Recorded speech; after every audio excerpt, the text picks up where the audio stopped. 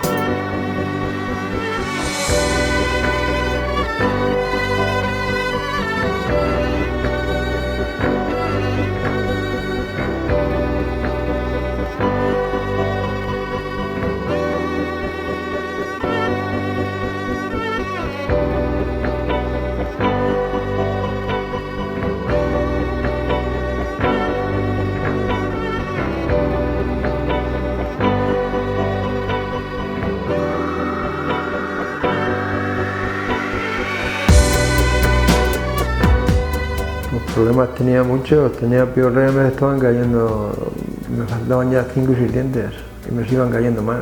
Me se movían las mitades y ya pensé de sacármelos todos y ponérmelo el implante nuevo. Me estuve informando, estuve en Implantes y en Villarruedas, no me gustó mucho. Después hablé allí con un compañero mío y me dijo que aquí le había ido bien y por eso fue decidir de venirme aquí. Me hicieron el estudio, más o menos cómo iba a ser y decidí de hacerlo aquí.